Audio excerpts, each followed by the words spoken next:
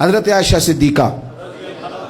رضی اللہ تعالیٰ عنہ فرماتی ہیں، ایک عورت تھی اور اسے نبی پاک صلی اللہ تعالیٰ علیہ وسلم نے وہ کلمہ پڑھ کے مسلمان ہوئی، مدینہ طیبہ آ گئی تو حضور نے مسجد نبوی شریف میں اس کے لیے مکان، ایک سادہ سا کمرہ ساتھ مسجد کے بنوا دیا، وہیں رہنے لگی۔ اکثر وہ سیدہ طیبہ کے پاس آتی تو حضرت عائشہ صدیقہ رضی اللہ تعالیٰ عنہ فرماتی ہیں وہ بڑی باتیں سناتی اور آخر میں کہتی وہ ہار والا دن بھی بڑا عجیب دن تھا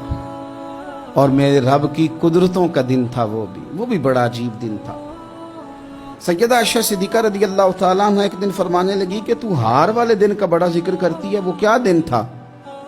تو خاتون کہنے لگی اماں جی وہ دن تھا جب میرے رب پر بھروسہ اور مضبوط ہو گیا، جس دن میرا اپنے رب پر توکل اور بڑھا، میرے ایمان میں یقین میں اور پختگی آئی۔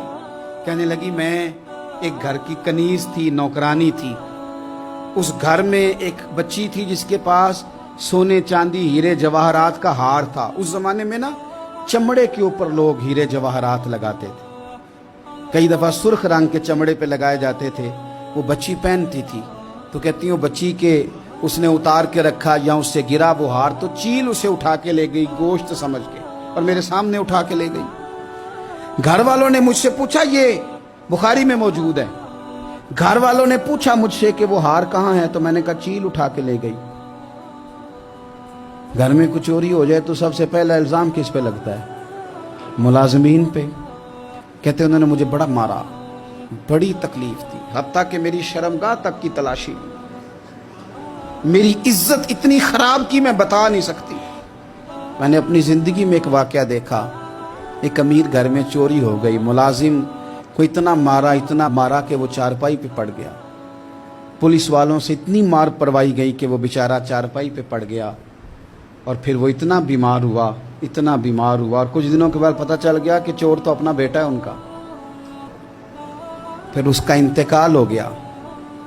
اب وہ سیٹھ صاحب اور گھر والے آ کے مرنے والے کے کان میں معافی مانگ رہے ہیں، کان میں۔ تو میں نے ان سے پھر کہا تھا کہ یہ تو اب چلا گیا ہے، تمہارا زور چلتا تھا نا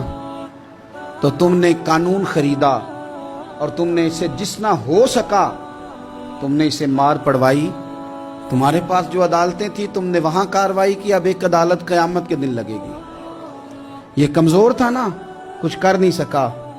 میرے نبی پاک صلی اللہ علیہ وسلم نے فرمایا سن لو، اگر سینگ والی بکری نے بغیر سینگ والی بکری کو تکلیف دی ہوگی نا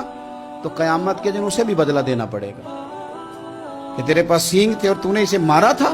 وہ خاتون عرض کرتی ہے سیدہ عائشہ کی خدمت میں کہ مجھے بڑا مارا، مجھے تکلیف دی، میں کہہ رہی تھی کہ میرے سامنے چیل لے گئی ہے پر وہ نہیں مان رہے تھے، اماں جی انہوں نے مجھے بڑا مارا۔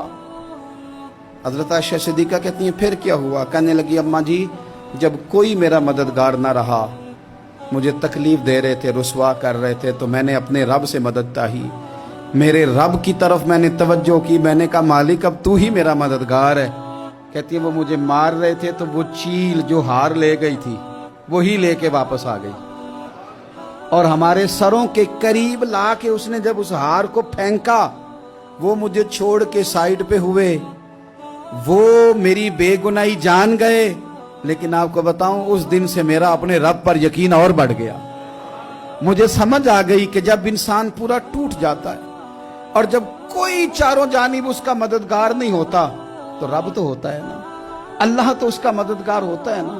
وہ تو پھر اپنے اس بندے کی مدد کرتا ہے نا، پھر وہ تو توانائی دیتا ہے نا، وہ تنہا نہیں چھوڑتا، وہ تو آنسوؤں والوں کے آنسوؤں پہ بڑا کرم فرماتا ہے، وہ تو قسم پرسی میں آ جاتا ہے، اس کی رحمت بڑھ کے استقبال کر لیتی۔